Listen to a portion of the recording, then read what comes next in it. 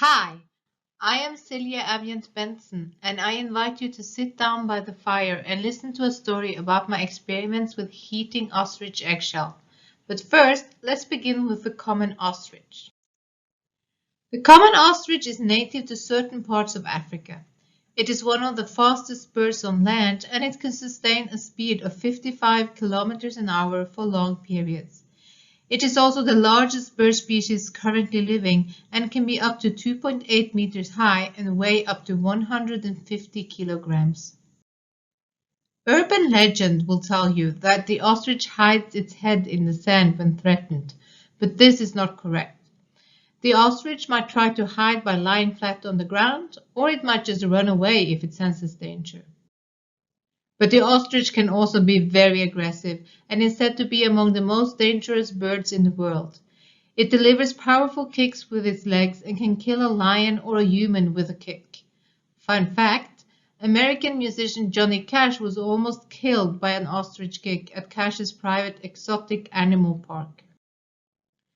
Ostriches can be particularly aggressive when guarding eggs or chickens. Ostrich eggs are on average 15 centimeters long and weigh up to 1.3 kilograms. One female can lay 7 to 10 eggs, but the ostrich group usually have one communal nest that can hold up to 60 eggs. The eggs are robust, and this is perhaps why humans have ignored the dangerous kicks of the ostrich. It is interesting that while several archaeological sites in Asia and Africa contains ostrich egg fragments, ostrich bone fragments are few and far between. Here are some modern examples of using ostrich eggshell. Easter motifs and souvenirs are quite recent examples, but the use of the eggshell as containers or beads has been documented also in prehistory. Here we see an example from Diepkloof Rock Shelter in the Western Cape of South Africa. These particular fragments are among the oldest appearance of engraved ostrich eggshell. The eggs were decorated with geometric patterns. The engravings are interpreted as part of a system of symbolic communication 60,000 years ago and, as such, as part of the social and cultural context of the site. You see that the fragments have different colors, and preliminary fire experiments suggested that the color differences were caused by heating. The initial experiments of the Diepkloof team were followed up by new experiments showing the range of colors that can occur in ostrich eggshell. The research team was also able to refit egg fragments of different colors, showing that different parts of the egg can be exposed to different temperatures. Which brings us back to my research questions and the colors of heat-affected ostrich eggshell. The main aim of my experiments was to examine the color changes in ostrich eggshell at different temperatures in different contexts. I examined a large quantity of eggshell and also different heating conditions, which is what distinguishes these experiments from previous work. I also wanted to quantify the color changes, but there is only time here to present preliminary results on the colors. A little side note before we proceed to the methods. Of course, as archaeologists, we want to use our results to understand everyday life on the site as well as the life cycle of the site itself. So by gaining an even more detailed understanding of heat-induced changes in ostrich eggshell, I wanted to understand deposition processes, or in other words, how did the egg or the fragments get close to the fire? Were fragments in very close contact with the fire? Is it even possible to answer these questions through the colors of ostrich eggshell alone? The first stage of this project was the laboratory experiments. These controlled experiments were geared to create a baseline of color changes at different temperatures. I had access to eggshell from South Africa and purchased additional eggs from an ostrich farm in Bergen, Norway, and broke the eggshells into smaller fragments. The shell fragments were divided into 6 groups to cover temperatures between 100 and 600 degrees Celsius, and each group contained fragments from both South African and Norwegian eggs. Each group was heated once in a laboratory furnace at the University of Bergen. I know from the literature that I could expect a range of colors at different temperatures. There were descriptions of the colors in publications, for example, that eggshells had turned pale yellow to yellow or gray, but perception of color can be different from person to person. This is why it was important to me to make a reference collection that I could work with.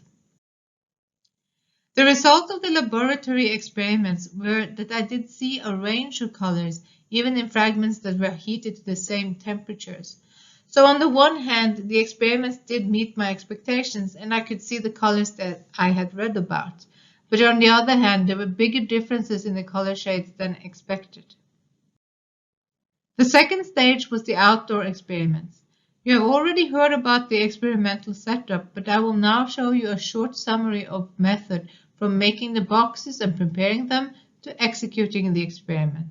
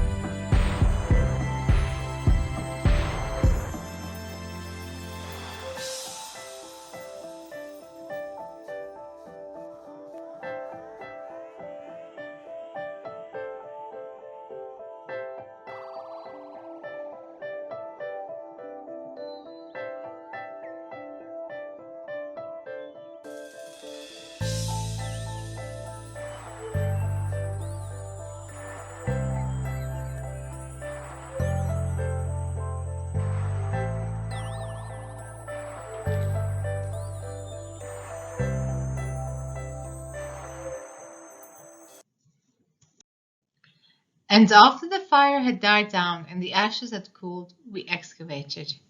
The ostrich eggs in the experiments were sourced from different contexts, so I had some eggs from Namibia and some from South Africa. I also brought fragments from Norway.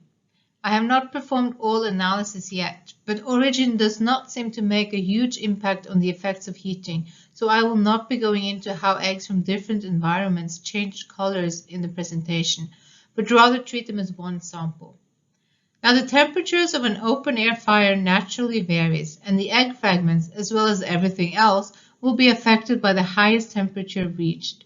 Let me just give an example of how temperatures can vary even when conditions are similar. Here is a reminder of our temperature measurements. Temperatures were recorded through thermocouples or probes inserted in different places of the fire. The thermocouple only registers heat at the tip of the probe, so about here. The shaft of the thermocouple is there to protect equipment from the heat of the fire, which means that you can insert a probe into the center of the fire without damaging it. All experiments had probes on the surface of the fire, that is, on the top of the box here.